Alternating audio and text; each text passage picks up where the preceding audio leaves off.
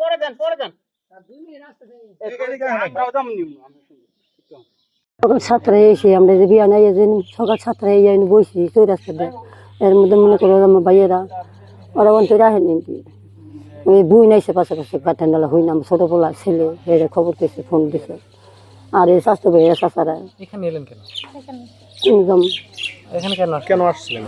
আসলাম মনে করেন যে চাল দিছি যাতে তাতে বাচ্চা অন্য কোনো কুল কিনার পাই না ও কুল কিনার মনে করেন বেঁচে থাকো পাই না। ব্যাংকে থেকে 2 লাখ টাকা তুলছি আর জমিনের উপরে 3 লাখ টাকা আনছিস না ও নাই না।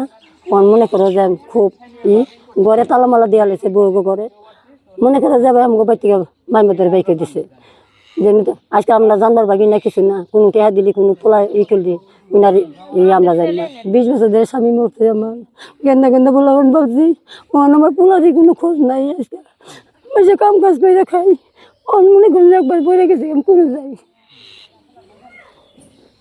এখন কি করবেন?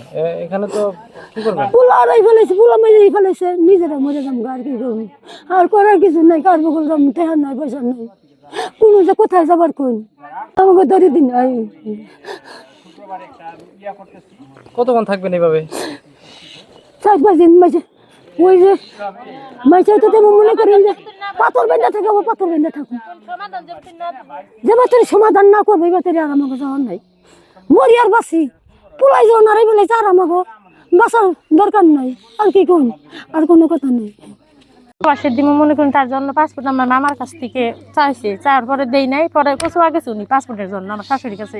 তারপর শাশুড়ির কাছে পাসপোর্ট দেওয়া হয়েছে নিয়ে সমস্যা হবে না 1200 টাকা বেতনে আপনার স্বামীর প্রবাসী পাঠাবো এটা কেউ কাছে বলুন না জানি এত টেহা মাইছে আবার সমস্যা হোক আচ্ছা ঠিক আছে। তারপরে আপনার একটা তারিখ দিল এই তারিখে জান লাগবে যে আমার কাছে কাগজপত্র আছে আপনি দেখতে পারেন। পরে আপনার তারিখ দিল আপনি নিয়ে এয়ারপোর্টের দিকে 5 দিন থাইকে তারপর ঘুরে আনলো। পরে আবার তারিখ দিল এই তারিখে যেতে হবে। পরে আবারও মনে করুন এয়ারপোর্ট থেকে ঘুরে আনলো। পরে আবার দিল আবার ঘুরে এলো 4বারে কালে উনি বিদেশ দিল দেওয়ার পর এয়ারপোর্টে যে 2 দিন পরে এলো। পরে আপনার আইয়ার নিচে নেওয়ার পরে হ্যাঁ হুলি বেচা কমানি মধ্যে একবার বেচা ফেলাইছে বেচা লাই দিছে। তারপরে মনে করুন কয় কাজ দিছে কাজ দেয় মনে করুন করে না হ্যাঁ না কয় কাজই দেন আপনি কেমনি করবো খাবারের টেহা দেয় না এমনি 5 মাসে এমনি 600 টাকা দিছে খাবার জন্য আমরা এখানে সালিশ বসে কিছু আমাদের রেন্ট টেনে কেমনি করবো আপনারা কাজও দেন না টাকাও দেন না তাহলে আমরা কেমনি করবো। তারপর এদিকে সালিশ বহানে তখন আমার স্বামীর টর্চার করছে অনেক টর্চার করে তার মিথ্যে জবান নিয়ে ভিডিও করে আমাদের কাছে পাঠাই দিচ্ছে দেখেন আপনি স্বামীর কাজ দেয় করে না। পরে আমার স্বামী পরে 20টা টাকা দিয়ে আমার স্বামীর সব কিছু শুয়ে ফালাই দিয়ে ভিতরেই বাইক করে দিছি। বাইকের পরে আমি সিমে ফোন দিয়েছি ফোন দিলে পরে আমার মোবাইলে যা আসার সম্পূর্ণ খাইটা দিছে কিছু তোমাদের সাথে আর যোগাযোগ করতো না। এখন আমার যে কোথায় নিবো আমি তাও জানি না। তারপরে আমার স্বামীর মোবাইল টোবাইল সব বন্ধ তার কোনো যোগাযোগ নেই। কতদিন হয়েছে? আপনার হলো ঈদের 15 দিনের উপর হয়েছে। এখানে আসবো এখন আমাদের আপনার ব্যাংকের লোনের জন্য চাপ দিছে বাসায় থেকে মাইসের কাছ থেকে ঋণ আনছি হেনার নিকে চাপ দিছে তার জন্য আমরা এখন কেমন করবো আমাদের আত্মীয় স্বজনের কাছ থেকে তো টাকা আনছি হেনার কাছে তো যেতে পারি না তার নিয়ে সোজা আপনি এখানে এসে বসছি। কি করবেন এখন কি মনে করবো এখন যদি টাকা যদি না দেয় তাহলে আমাদের এখানে থাকতে হবে না এখানে জীবন দিতে হবে না কি করবো আমরা টাকার জন্য তো মনে করুন মানুষ অনেক কিছু করতে পারে।